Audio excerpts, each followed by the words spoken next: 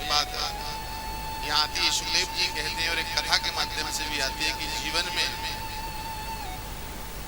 इस धरा पर, इस भूमि पर यदि वास्तविक परमात्मा यदि कहीं है, आपको कहीं मूर्ति में देखने की जरूरत नहीं है, कहीं मंदिर में जाने की जरूरत नहीं है, आपके ही घर में भगवान का वास है।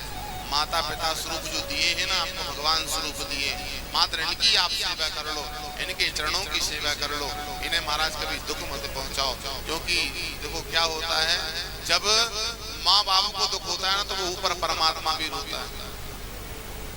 भगवान का स्वरूप दिया है आपको यहाँ, और जो अपने माता पिता का दिल दुखाएगा, जो अपने माता पिता की सेवा नहीं करेगा महाराज, जो अपने माता पिता को कष्ट देगा महाराज, वो जीवन में कभी सुखी नहीं रह सकता।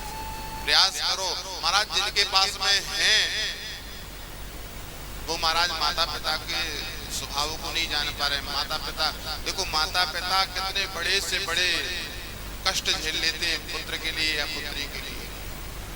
आजकल बच्चियां भी गलत निर्णय ले लेती हैं, माता पिता को कितना कष्ट होता होगा।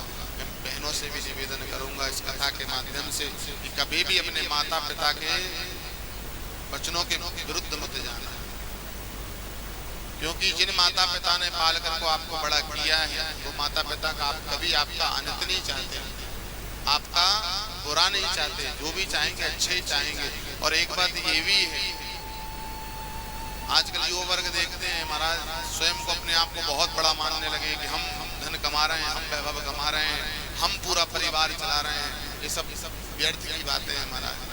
यदि वो माँ बाप नहीं होते तो आप कहाँ से होते, और आज आप इतने अहंकार में माता पिता को अप्रिय वचन बोलते हो, और अप्रिय वचन बोलते हो तो आप भगवान को बोल रहे हो, और भगवान को आपने अप्रिय वचन कहे ना, तो आप महाराज कितनी देवी पूज लो, कितनी देवता पूज लो, कितनी देवी देवताओं को पूजन कर लो, कोई देवता प्रसन्न नहीं होने वाला।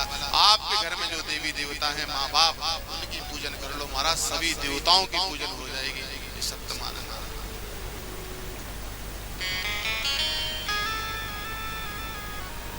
सुखदेव जी महाराज कहते हैं, आज गोविंद ने मैया के चरणों में प्रणाम किया कि बोले माँ आप मुझे जाने की अनुमति दो। और जैसी बार बार मैया रुदन करने लगी, कक्ष में गई, अकूर से कहा, अकूर तो